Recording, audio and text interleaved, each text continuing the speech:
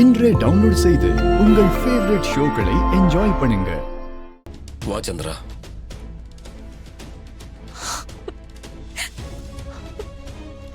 ஏய், ஏன் கண் கலங்குற? எனக்கு இன்னும் மனசே ஆறலங்க. என் அக்கா வீட்டுல ஒரு வேலைக்கார மாதிரி எல்லா வேலையும் செஞ்சீங்களே, அதை இப்ப நினைச்சா கூட என்னால தாங்க முடியலங்க.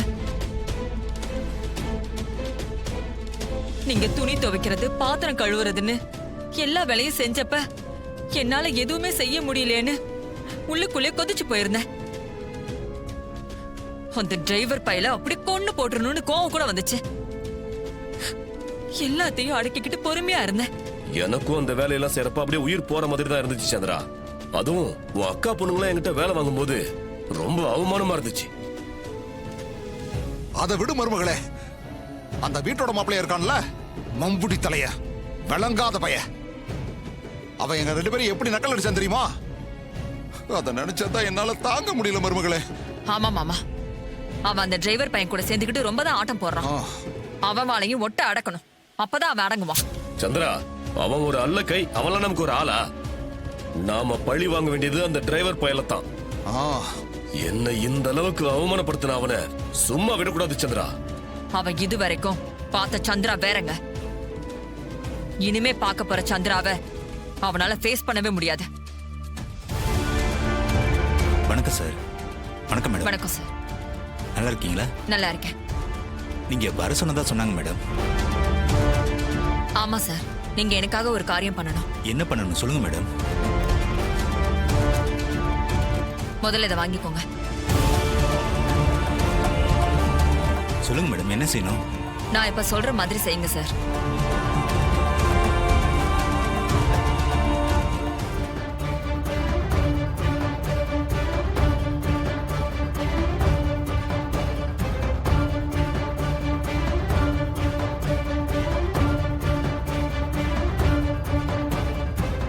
அவ்வளவுதானே மேடம், நீங்க சொன்ன மாதிரியே செஞ்சிடறேன். பார்த்து கவனமா செய்யுங்க சார், எந்த பிரச்சனையும் வந்துடக்கூடாது.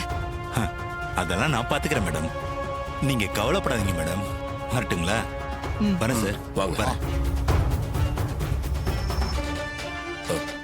சந்திரா, இனிமேல் அவனுக்கு விழுவுற அடியெல்லாம் ரொம்ப பலமானதா இருக்கணும். அவனை எந்திரிக்கவே விடாம அடிச்சு வீழ்த்தணும் நாம. அதுக்காக தானே இந்த ஏற்பாட்டே பண்ணிட்டு இருக்கோம். நாளைக்கு அவன் ஆடி போக போறான் பாருங்க. இந்த சந்திராவை அவன் சாதாரண பொண்ணுன்னு தப்பா எடை போட்டுட்டு இருக்கான். நாளையில இருந்து நான் எடுக்க போற அவதாரத்துல அவன் இருக்கிற இடம் தெரியாம காணாம போக போறான் பாருங்க.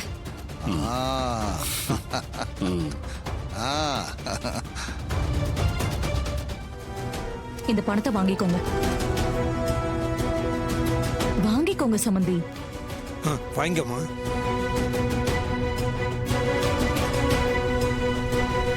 எங்க சிச்சுவேஷன் சரியானதும் பணத்தை திருப்பி கொடுத்துடுறோமா. அட விடுங்க, இத போய் பெருசா பேசிக்கிட்டு.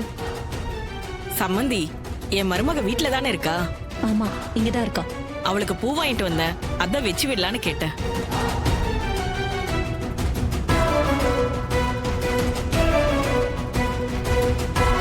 இருங்க, கூப்பிடுறேன். துர்கா, துர்கா.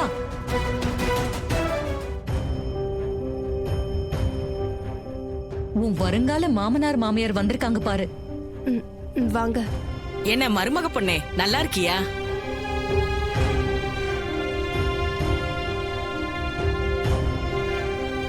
உனக்கு பூ வாங்கிட்டு வந்திருக்காங்க, அதை வச்சு விட்டுதான் கூப்பிடுறாங்க.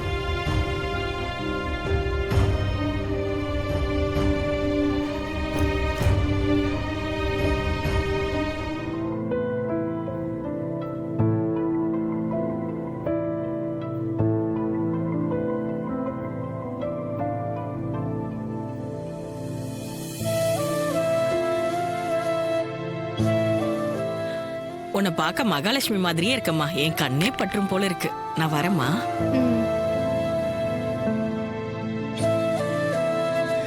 சரிம்மா, நான் ரூமுக்கு போறேன். சரி. இங்க பாருங்கம்மா, நீங்க கும்பாபிஷேகம் நடத்துங்க, நடத்தாம போங்க, அது உங்க குடும்ப பிரச்சனை. அத பத்திலாம் நாங்க பேச வரல. இறந்து போன அபிராமியோட மகன்க 3 பேரும் நாளைக்கு காலையில 10 மணிக்கு இதே கோயில்ல எங்க முன்னாடி ஆஜராகி சைன் போடணும். அப்படி போட்டாதான் கோயில் உங்களுக்கு சொந்தமாகும். இல்லைன்னா அரசாங்கமே இந்த கோயில் எடுத்துக்கும். இல்லைங்கய்யா, இல்ல.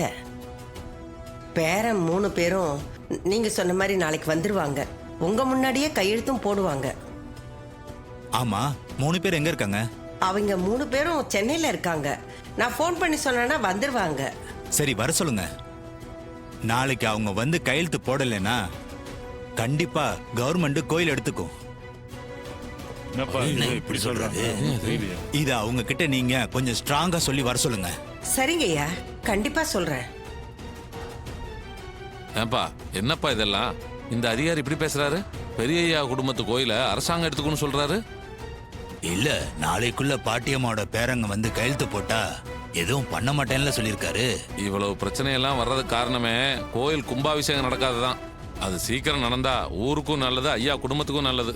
அப்ப நாங்க வரோமா? சரிங்கய்யா, வாங்க. நாளைக்கு காலையில உங்க பேரன்களோட மறக்காம இங்க வந்துருங்க. இல்லைன்னா கவர்மெண்ட் நடவடிக்கை எடுக்க ஆரம்பிச்சிரும். கண்டிப்பா வந்துருவாங்க ஐயா, கண்டிப்பா வந்துருவாங்க. நாங்க வரோம்.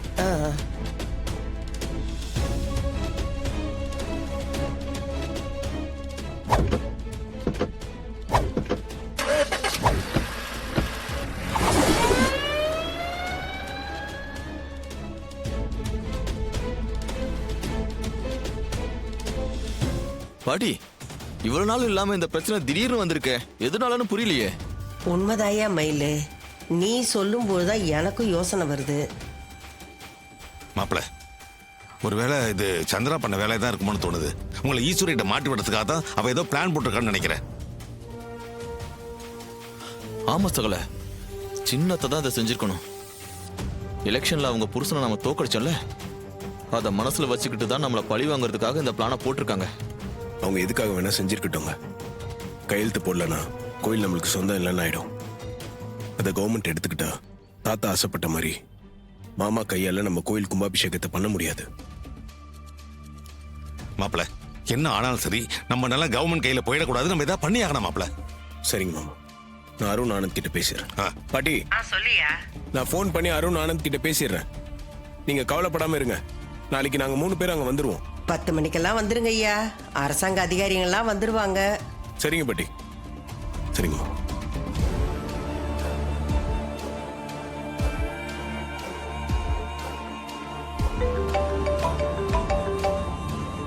சொல்லு கார்த்தி. நம்ம தாத்தாவோட கோயில் விஷயமா நாளைக்கு நீ ஆனந்த் கவர்மெண்ட் ஆபீசர்ஸ் முன்னாடி கையெழுத்து போட வேண்டியிருக்கு. மத்த எல்லாத்தையும் நீங்க நேர்ல வந்ததும் சொல்றேன். நாளைக்கு நீங்க 2 பேரும் அங்க வந்துருங்க. சரி கார்த்தி, எத்தனை மணிக்கு வரணும்? காலையில 10 மணிக்கு அங்க இருங்க. சரி கார்த்தி, வந்துடும் கார்த்தி. ஓகேண்ணா. என்ன மாப்பிள, மற்ற 2 மாப்பிள்ளை வரேன்னு சொல்லிட்டாங்களா? மாமா, அருண் ஆனந்த் அங்க கூட்டு வரேன்னு சொல்லிட்டான்.